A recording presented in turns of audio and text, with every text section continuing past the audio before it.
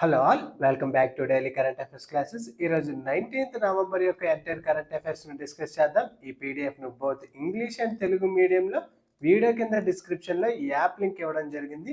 ఈ యాప్లో మనము ఈ డైలీ కరెంట్ అఫైర్స్ యొక్క పీడిఎఫ్ను ఫ్రీగానే అప్లోడ్ చేయడం జరుగుతుంది. ఈరోజు వార్తల్లో ఉన్న మొదటి ఇష్యూని అబ్జర్వ్ చేస్తే అంతర్జాతీయ గీత మహోత్సవం అనేది డిసెంబర్ 1వ తేదీన ప్రారంభం అవ్వడం జరుగుతుంది.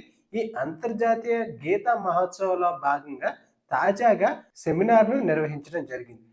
తాజాగా ఈ అంతర్జాతీయ గీతా మహోత్సవ కార్యక్రమంలో భాగంగా సెమినార్ను నిర్వహించడం జరిగింది. ఈ సెమినార్లో ముఖ్యంగా ఈ భగవద్గీత యొక్క తత్వజ్ఞానాన్ని ప్రపంచానికి పరిచయం చేయడం, శాంతి, నైతికత, నాయకత్వం, కర్తవ్యమైన ఆలోచనలు ప్రోత్సహించడం కోసం ఈ కార్యక్రమాన్ని తీసుకురావడం జరిగింది. ఈ అంతర్జాతీయ గీతా మహోత్సవ యొక్క థీమ్ ఏమిటి అంటే relevance of Bhagavad Gita in 2 days world. Relevance of Bhagavad Gita in 2 days world అనే థీమ్తో ఈ మహోత్సవాన్ని జరుపుకోవడం జరుగుతుంది. దీనిని ఎవరు నిర్వహిస్తారు అంటే భారత రాయబార కార్యాలయం, నేపాల్లో ఉన్న భారత రాయబార కార్యాలయం అనేది దీన్ని నిర్వహించడం జరుగుతుంది. దీన్ని ఎవరెవరి భాగస్వామ్యంతో నిర్వహించడం జరుగుతుంది అంటే నేపాల్ సంస్కృత విశ్వవిద్యాలయం మరియు త్రిభువన్ విశ్వవిద్యాలయం భాగస్వామ్యంతో ఈ గీతా మహోత్సవాన్ని నిర్వహించడం జరుగుతుంది. ఇక్కడ మన ఎగ్జామ్ పర్స్పెక్టివ్లో అబ్జర్వ్ చేస్తే ఈ గీతా మహోత్సవ్ యొక్క థీమ్ ఏమిటి అంటే relevance of Bhagavad Gita in 2 days world అనే థీమ్తో ఈ మహోత్సవాన్ని నిర్వహించడం జరుగుతుంది. ఇందులో ప్రధానంగా నేపాల్లో ఉన్న ప్రముఖ పండితులు ఈ భగవద్గీత యొక్క సారాంశాన్ని వివరించడం జరిగింది. అందులో ముఖ్యంగా సంజయుడి యొక్క దైవ దృష్టి గురించి వివరించడం జరిగింది. ఇక్కడ మనం అబ్జర్వ్ చేస్తే ధృతరాష్ట్రుడికి మన రథసారథిగా సంజయుడు వ్యవహరించడం జరిగింది. ఈ మహాభారతంలో 18 రోజుల యొక్క యుద్ధ పర్వాన్ని ఈ ధృతరాష్ట్రుడికి తెలియజేయడానికి వేదవ్యాసుని యొక్క వరం వల్ల సంజయుడికి దైవ దృష్టి అనేది లభించడం జరిగింది.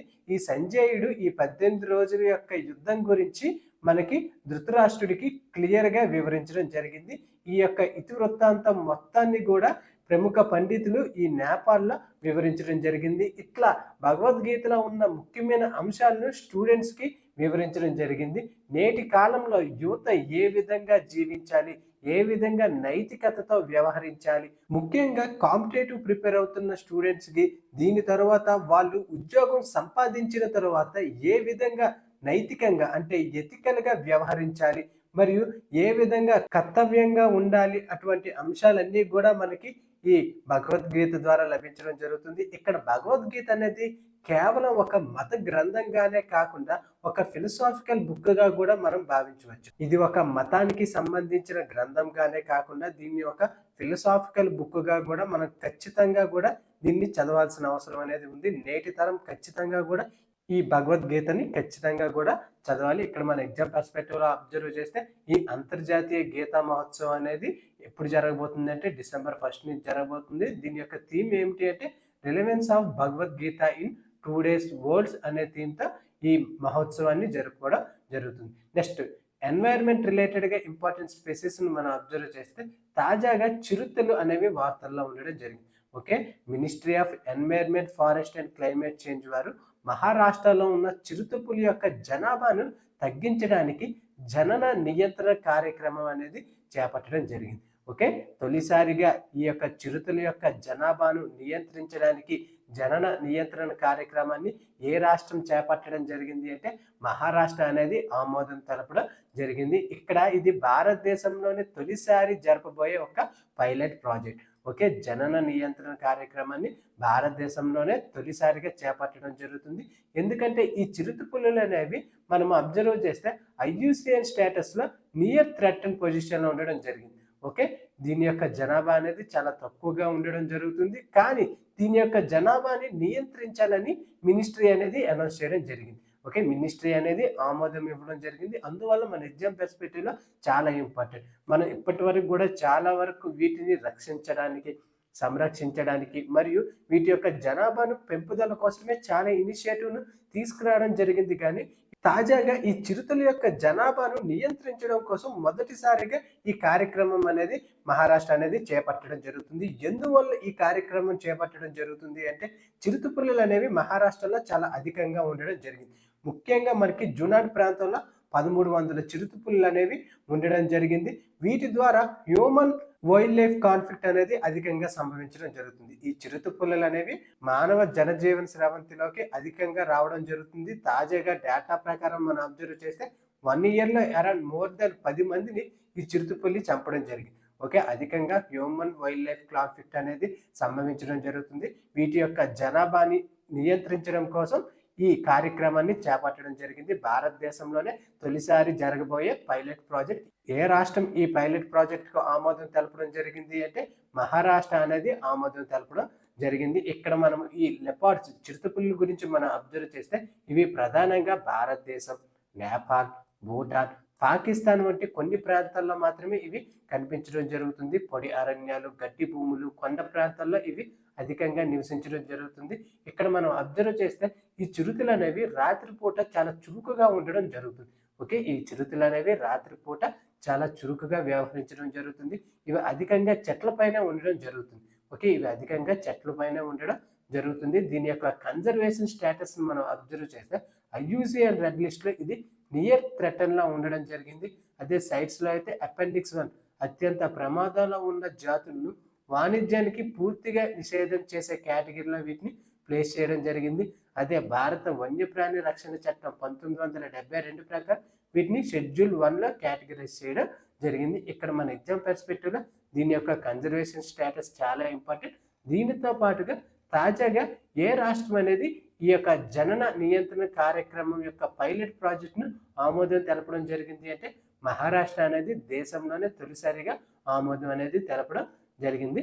నెక్స్ట్ వార్తల్లో ఉన్న ఇంపార్టెంట్ ర్యాంకింగ్స్ మనం అబ్జర్వ్ చేస్తే తాజాగా QS వరల్డ్ యూనివర్సిటీ ర్యాంకింగ్స్ అనేవి విడుదలవ్వడం జరిగింది. US వరల్డ్ యూనివర్సిటీ ర్యాంకింగ్స్ అనేవి తాజాగా విడుదలవ్వడం జరిగింది. ఇందులో భారతదేశానికి చెందిన 103 యూనివర్సిటీలు అనేవి చోటు సంపాదించుకోవడం జరిగింది. ఓకే, ఈ ర్యాంకింగ్స్ లో భారతదేశానికి చెందిన 103 యూనివర్సిటీలు చోటు సంపాదించుకోవడం జరిగింది.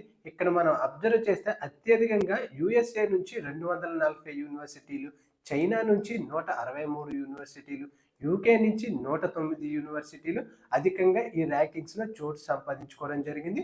భారతదేశం నుంచి 103 యూనివర్సిటీలు అనేవి ఈ ర్యాంకింగ్స్ లో చోటు సంపాదించుకోవడం జరిగింది. ఇక్కడ మనం పర్టికులర్ గా ఈ ర్యాంకింగ్స్ అబ్జర్వ్ చేస్తే QS సస్టైనబిలిటీ ర్యాంకింగ్స్ ను ఎప్పుడు ప్రారంభించడం జరిగింది అంటే 2023లో ప్రారంభించడం జరిగింది. ఓకే, ముఖ్యంగా పర్యావరణ మరియు సామాజిక స్థిరత్వం ఆధారంగా విశ్వవిద్యాలయాల యొక్క పనితీరును అంచనా వేయడం జరుగుతుంది. ఇందులో ముఖ్య ఇండికేటర్స్గా environmental impacts, social impact, governance ఇండికేటర్స్ను పరిగణలోకి తీసుకోవడం జరుగుతుంది. ఇక్కడ మనం అబ్జర్వ్ చేస్తే గ్లోబల్ స్థాయిలో టాప్ 15లో అత్యధికంగా UK, కెనడా, స్వీడన్, US దేశాల నుంచి ఉన్న యూనివర్సిటీలు అనేవి టాప్ 15లో ఉండడం జరిగింది.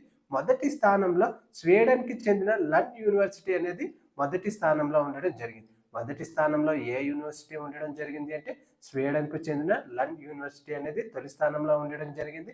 ప్రపంచవ్యాప్తంగా దాదాపు 2000 యూనివర్సిటీలను పరిగణించడం జరిగింది. ఓకే, 100 దేశాలకు పైగా 2000 యూనివర్సిటీలను అంచనా వేయడం జరిగింది. భారతదేశం నుంచి IIT ఢిల్లీ అనేది తొలి స్థానంలో ఉండడం జరిగింది. అంటే ఈ ఇండెక్స్ లో అయితే 205వ స్థానంలో ఉండడం జరిగింది. 205th ప్లేస్ లో ఈ IIT ఢిల్లీ అనేది ఉండడం జరిగింది. భారతదేశం నుంచి తొలి స్థానంలో ఈ IIT ఢిల్లీ అనేది ఉండడం జరిగింది. భారతదేశానికి చెందిన 12 యూనివర్సిటీలు అనేవి టాప్ 500లో ఉండడం జరిగింది. ఓకే, టాప్ 500లోనే భారతదేశానికి చెందిన 12 యూనివర్సిటీలు అనేవి ఉండడం జరిగింది. ఇక్కడ భారతదేశం నుంచి ఏ యూనివర్సిటీ తొలి స్థానంలో ఉండడం జరిగింది అంటే IIT ఢిల్లీ అనేది తొలి స్థానంలో ఉండడం జరిగింది.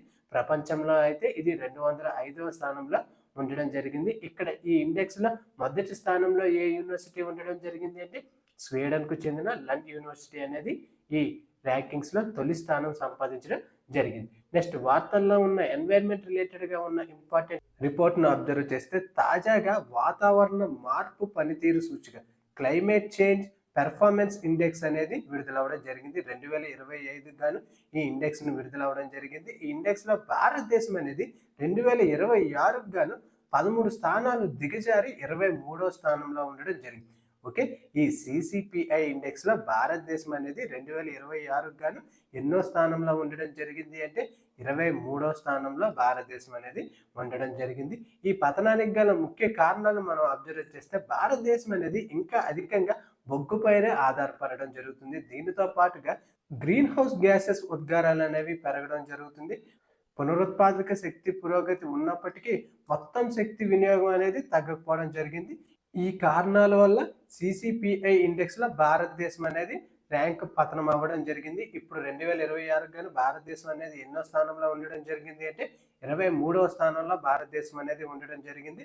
దీనిని తాజాగా జరుగుతున్న కాన్ఫరెన్స్ ఆఫ్ పార్టీ 30లో భాగంగా విడుదల చేయడం జరిగింది. కాన్ఫరెన్స్ ఆఫ్ 30 అనేది ఎక్కడ జరుగుతుంది అంటే బ్రెజిల్లోని బెలాం నగరంలో ఈ కాన్ఫరెన్స్ ఆఫ్ పార్టీ 30 అనేది జరుగుతుంది.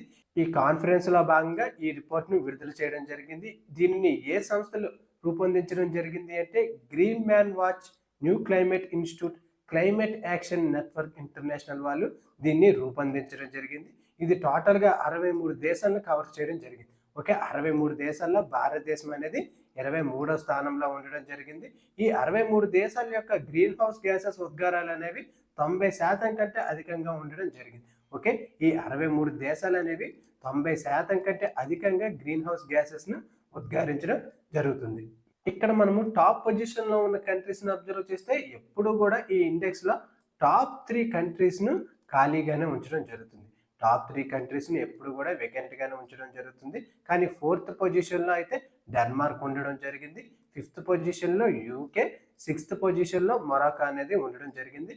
అంటే తొలి స్థానంలో డెన్మార్క్, 2nd పొజిషన్లో యూకే, 3rd పొజిషన్లో మొరాకో అనేది ఉండడం జరిగింది. ఈ ఇండెక్స్లో ఎప్పుడు కూడా టాప్ 3 పొజిషన్స్ను ఖాళీగానే ఉంచడం జరుగుతుంది. 4th నుంచి ఇది లెక్క పెట్టడం జరుగుతుంది. ఓకే, ఇక్కడ మన ఎగ్జామ్ పర్స్పెక్టివ్లో 4th పొజిషన్లో డెన్మార్క్, 5th పొజిషన్లో యూకే, 6th పొజిషన్లో మొరాకో అనేది ఉండడం జరిగింది. భారతదేశం అనేది ఎన్నో ర్యాంక్లో ఉండడం జరిగింది అంటే 23వ స్థానంలో ఉండడం జరిగింది. నెక్స్ట్ వార్తల్లో ఉన్న ఇంపార్టెంట్ ఐఐటీస్ని మనం అబ్జర్వ్ చేస్తే తాజాగా ఐఐటి క్యాంపస్ను తొలిసారిగా పశ్చిమ ఆఫ్రికాలోని నైజీరియాలో ప్రారంభించడం జరుగుతుంది. ఓకే, న్యూ ఎడ్యుకేషన్ పాలసీ 2020 ప్రకారం ఈ ఐఐటి క్యాంపస్ను ఎక్కడ ఏర్పాటు చేయడం జరుగుతుంది అంటే నైజీరియాలో ఏర్పాటు చేయడం జరుగుతుంది. ఇక్కడ మనం ఎగ్జామ్ పర్స్పెక్టివ్లో అబ్జర్వ్ చేస్తే ఆల్రెడీ మనకి ఐఐటి మద్రాస్ అనేది జాంజిబార్లో ఏర్పాటు చేయడం జరిగింది. 2023లో దీన్ని ప్రారంభించడం జరిగింది. ఈ జాంజిబార్ అనేది తాంజానియాలో ఉండడం జరిగింది. ఈ ఐఐటి మద్రాస్ అనేది జాంజిబార్లో ఆల్రెడీ ఎస్టాబ్లిష్ చేయడం జరిగింది. ఆఫ్రికాలో తొలిసారిగా ఐఐటిని ఎస్టాబ్లిష్ ఏ దేశంలో చేయడం జరిగింది అంటే ఈ టాంజానియా దేశంలో చేయడం జరిగింది. ఇప్పుడు పశ్చిమ ఆఫ్రికాలోని నైజీరియాలోని తొలి ఐఐటి క్యాంపస్ను ఏర్పాటు చేస్తున్నట్లు అనౌన్స్ చేయడం జరిగింది. దీనిని ఐఐటి మద్రాస్ జాంజిబార్ మాదిరిగానే ఇక్కడ కూడా ఏర్పాటు చేస్తున్నట్లు అనౌన్స్ చేయడం జరిగింది. సేమ్ ఇక్కడ కూడా భారతదేశం అనేది అధ్యాపకులకి అకాడమిక్ ట్రైనింగ్ ఇవ్వడం జరుగుతుంది. దీనిలో భాగంగానే నైజీరియాలోని మౌలిక సదుపాయాలు, లాజిస్టిక్స్ను ఏర్పాటు చేయడం జరుగుతుంది. ఓకే, ఇక్కడ మన ఎగ్జామ్ పర్స్పెక్టివ్లో అబ్జర్వ్ చేస్తే ఏ దేశంలో ఈ ఐఐటి క్యాంపస్ను ఏర్పాటు చేయడం జరుగుతుంది అంటే నైజీరియాలో ఏర్పాటు చేయడం జరుగుతుంది. ఆల్రెడీ మనం అబ్జర్వ్ చేస్తే ఐఐటి మద్రాస్ అనేది జాంజిబార్లో ఐఐటిని ఎస్టాబ్లిష్ చేయడం జరిగింది. అదే ఐఐటి ఢిల్లీ అనేది అబుదాబిలో 2024లో దీన్ని ప్రారంభించడం జరిగింది. ఓకే, ఐఐటి ఢిల్లీ అనేది అబుదాబిలో ఎస్టాబ్లిష్ చేయడం జరిగింది. నెక్స్ట్ కొత్తగా ఐఐటి మద్రాస్ అనేది నైజీరియాలో ఏర్పాటు చేయడానికి కసరత్తులు చేయడం జరిగింది. ఫ్యూచర్లో కూడా ఈ ఐఐటీస్ని ఎక్స్పాండ్ చేయడం జరుగుతుంది. దీని యొక్క ఫుట్ ప్రింట్స్ను ఎక్స్పాండ్ చేయడం జరుగుతుంది. సౌదీ అరేబియా, మలేషియా, థాయిలాండ్, యూకేలో కూడా ఈ ఐఐటీస్ను ప్రారంభిస్తున్నట్లు అనౌన్స్ చేయడం జరిగింది. ఇక్కడ మనం పర్టికులర్గా అబ్జర్వ్ చేస్తే ఏ దేశంలో ఈ కొత్త ఐఐటిని ఏర్పాటు చేయబోతున్నారంటే నైజీరియాలో ఐఐటి మద్రాస్ వాళ్ళు దీన్ని ఏర్పాటు చేయడం జరుగుతుంది. 2025లో ఇది ప్రారంభం అవ్వడం జరుగుతుంది. నెక్స్ట్ 2025 గాను వర్డ్ ఆఫ్ ద ఇయర్గా అబ్జర్వ్ చేస్తే తాజాగా కేంబ్రిడ్జ్ డిక్షనరీ వారు 2025 గాను వర్డ్ ఆఫ్ ద ఇయర్ను అనౌన్స్ చేయడం జరిగింది. ఓకే, పారా సోషల్ అనే వర్డ్ ఆఫ్ ద ఇయర్గా 2025 గాను గుర్తించడం జరిగింది. మన ఎగ్జామ్ పర్స్పెక్టివ్లో దీనిని ఎవరు సూచించడం జరిగింది అంటే కేంబ్రిడ్జ్ డిక్షనరీ వారు ఈ వర్డ్ని సూచించడం జరిగింది. 2025 గాను పారా సోషల్ అనే వర్డ్ను సూచించడం జరిగింది. పారా సోషల్ వర్డ్ మీనింగ్ ఏమిటి అంటే ఒక వ్యక్తి ఎప్పుడు కూడా ప్రత్యక్షంగా కలవని సెలబ్రిటీ, ఇన్ఫ్లుయెన్సర్ లేదా ఏఐ సిస్టమ్ పట్ల కలిగే ఏకపక్ష భావోద్వేగ సంబంధం లేదా ఒంటరి వైపు బంధం అంటే వన్ సైడ్ లవ్గా దీన్ని భావించడం జరుగుతుంది. ఇక్కడ మనం అబ్జర్వ్ చేస్తే 2025లో మనకి అధికంగా ఆర్టిఫిషియల్ ఇంటెలిజెన్స్ యూసేజ్ అనేది పెరగడం జరిగింది. ఓకే, ఏఐ యొక్క వినియోగం అనేది అధికంగా 2025లో పెరగడం జరిగింది. చాలా మంది కూడా తమ యొక్క అధిక సమయాన్ని ఈ ఏఐతోనే చాటింగ్ చేయడం జరుగుతుంది. అంటే ఈ ఏఐతో వన్ సైడ్గా లవ్ని వ్యవహరించడం జరుగుతుంది. దీనిలో భాగంగానే కేంబ్రిడ్జ్ డిక్షనరీ వారు పారాసోషల్ అనే వర్డ్ను 2025కి గాను వర్డ్ ఆఫ్ ద ఇయర్గా అనౌన్స్ చేయడం జరిగింది. ఇక్కడ మనం అబ్జర్వ్ చేస్తే ఎగ్జామ్ పర్స్పెక్టివ్లో ఈ వర్డ్ ఆఫ్ ద ఇయర్స్ అనేవి చాలా ఇంపార్టెంట్. మనం ఆల్రెడీగా కూడా ప్రీవియస్ కరెంట్ అఫైర్స్ క్లాస్లో dictionary.com అనేది 6-7 అనే వర్డ్ను వర్డ్ ఆఫ్ ద ఇయర్గా ప్రకటించడం జరిగింది. ఓకే, దీన్ని ఆల్రెడీగా డిస్కస్ చేయడం జరిగింది. నెక్స్ట్ కోలిన్స్ డిక్షనరీ వారు 2025 గాను వైబ్ కోడింగ్ అనే పదాన్ని వర్డ్ ఆఫ్ ద ఇయర్గా అనౌన్స్ చేయడం జరిగింది. మన ఎగ్జామ్ పర్స్పెక్టివ్లో ఎవరు ఏ పదాన్ని సూచించారు అనేది మనకి చాలా ఇంపార్టెంట్. నెక్స్ట్ వార్తల్లో ఉన్న ఇంపార్టెంట్ ఫెస్టివల్స్ని అబ్జర్వ్ చేస్తే హార్న్బిల్ ఫెస్టివల్ అనేది తాజాగా వార్తల్లో నిలవడం జరిగింది. ఎందుకంటే ఈ హార్న్బిల్ ఫెస్టివల్ను ప్రతి సంవత్సరం కూడా నాగాలాండ్ అనేది డిసెంబర్లో జరుపుకోవడం జరుగుతుంది. ఈ హార్న్బిల్ ఫెస్టివల్కు యునైటెడ్ కింగ్డమ్, స్విట్జర్లాండ్, ఐర్లాండ్ దేశాలను భాగ్యస్వాములుగా నాగాలాండ్ అనేది పేర్కొనడం జరిగింది. ఓకే, 2025లో జరగబోయే ఈ హార్న్బిల్ ఫెస్టివల్కు ఏ దేశాలను భాగ్యస్వామ్య దేశాలుగా నాగాలాండ్ పేర్కొనడం జరిగింది అంటే యునైటెడ్ కింగ్డమ్, స్విట్జర్లాండ్, ఐర్లాండ్ను ఈ ఫెస్టివల్కు దేశ భాగ్యస్వామ్యులుగా పేర్కొనడం జరిగింది. ఈ హార్న్బిల్ ఫెస్టివల్ను ఏ రాష్ట్రం జరుపుకోవడం జరుగుతుంది అంటే నాగాలాండ్ రాష్ట్రం అనేది ప్రతి సంవత్సరం కూడా జరుపుకోవడం జరుగుతుంది. ముఖ్యంగా కల్చరల్ ఎక్స్చేంజ్లో భాగంగా ఈ నాగాలాండ్ అనేది వివిధ దేశాలను భాగస్వామ్యంగా పేర్కొనడం జరిగింది. ఓకే, మన భారతదేశంలో జరుగుతున్న ఫెస్టివల్స్ను విదేశాల వరకు ఎక్స్పాండ్ చేయడం, ఏ విధంగా జరుపుకుంటున్నారు అని విదేశాలకు తెలియడం కోసం ఈ భాగస్వామ్యంగా ఏర్పాటు చేసుకోవడం జరిగింది. ఈ హార్న్బిల్ ఫెస్టివల్కు 2025లో ఏ దేశాలు భాగస్వామ్యాలుగా ఉండడం జరుగుతుంది అంటే యునైటెడ్ కింగ్డమ్, స్విట్జర్లాండ్, ఐర్లాండ్ దేశాలు అనేవి ఇక్కడ భాగస్వామ్యులుగా ఉండడం జరుగుతుంది. ఈ ఫెస్టివల్ను ఏ రాష్ట్రంలో జరుపుకుంటారు అంటే నాగాలాండ్ రాష్ట్రంలో ప్రతి సంవత్సరం కూడా జరుపుకుంటారు. ముఖ్యంగా కోహిమా కిసామా ప్రాంతంలో ఈ ఫెస్టివల్ను జరుపుకోవడం జరుగుతుంది.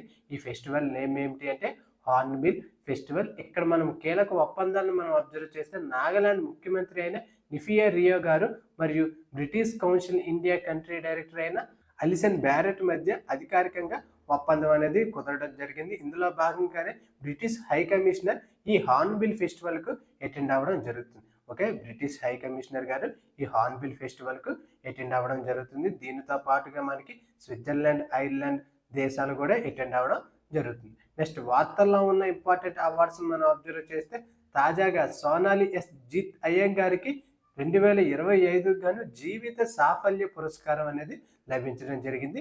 ప్రసిద్ధి లలిత కళాకారిణి మరియు మ్యూజియాలజిస్ట్, కళా సంరక్షకురాలైన సోనాలి ఎస్ జిత్ అయ్యంగారికి 2025 గాను జీవిత సాఫల్య పురస్కారం అనేది లభించడం జరిగింది. ఈమె లలిత కళ, శిల్పకళ, కళా పునరుద్ధరణలో చేసిన విశిష్టమైన సేవలకు గాను ఈ జీవిత సాఫల్య పురస్కారం అనేది లభించడం జరిగింది. ఈ అవార్డు నేమ్ ఏమిటి అంటే ATAL శాస్త్ర మెకానమీ అండ్ ఇన్వేనా లైఫ్ టైమ్ అచీవ్మెంట్ అవార్డ్.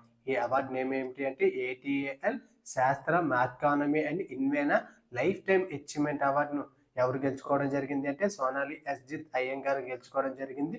దీన్ని ఎవరు ప్రదానం చేయడం జరుగుతుంది అంటే ఇండియన్ మర్చెంట్ ఛాంబర్ వారు దీన్ని ప్రదానం చేయడం జరుగుతుంది. Okay, IMC Indian merchant chambers వారు దీన్ని ప్రదానం చేయడం జరుగుతుంది. 2025 గాను ఎవరు గెలుచుకున్నారు అంటే సోనాలి ఎస్ జిత్ అయ్యంగార్ గెలుచుకోవడం జరిగింది. నెక్స్ట్ వార్తల్లో ఉన్న ఇంపార్టెంట్ పర్సనాలిటీస్ని అబ్జర్వ్ చేస్తే యాక్టర్ అయిన కీర్తి సురేష్ గారిని యునిసెఫ్ ఇండియా సెలబ్రిటీ అడ్వకేట్గా నియమించడం జరిగింది. Okay, United nations children fund అనేది ఇండియా సెలబ్రిటీ అడ్వకేట్గా ఎవరిని నియమించడం జరిగింది అంటే నేషనల్ అవార్డు విన్నర్ అయిన కీర్తి సురేష్ గారిని ఇక్కడ అపాయింట్ చేయడం జరిగింది. మన ఎగ్జామ్ పర్స్పెక్టివ్లో ఇక్కడ ఈ యునిసెఫ్ ఇండియా సెలబ్రిటీ అడ్వకేట్గా ఎవరిని నియమించడం జరిగింది అంటే కీర్తి సురేష్ గారిని నియమించడం జరిగింది. ఈమె గురించి మనం అబ్జర్వ్ చేస్తే ఈమె సినీ ఫీల్డ్లో 2013లో ఆరంగేట్ చేయడం జరిగింది. ఈమె తమిళం, తెలుగు, మలయాళ పరిశ్రమల్లో ప్రముఖ నటిగా ఎదగడం జరిగింది. ఈమె నటించిన మహానటికి గాను జాతీయ ఉత్తమ నటి అవార్డును పొందడం జరిగింది. ఓకే, ఈమె నటించిన మహానటి సినిమాకు గాను ఉత్తమ నటి అవార్డును గెలవడం జరిగింది. తాజాగా UNICEF India celebrity అడ్వకేట్గా Keerthy Suresh గారు నియమితులవ్వడం జరిగింది. అది ఫ్రెండ్స్ ఈరోజు వార్తల్లో ఉన్న ఎంటైర్ కరెంట్ అఫైర్స్. ఈ పీడిఎఫ్ను బోత్ ఇంగ్లీష్ అండ్ తెలుగు మీడియంలో వీడియో కింద డిస్క్రిప్షన్లో టెలిగ్రామ్ ఛానల్ ఇవ్వడం జరిగింది. ఈ టెలిగ్రామ్ ఛానల్లో ఈ పీడిఎఫ్ను అప్లోడ్ చేయడం జరుగుతుంది. Thank you for watching.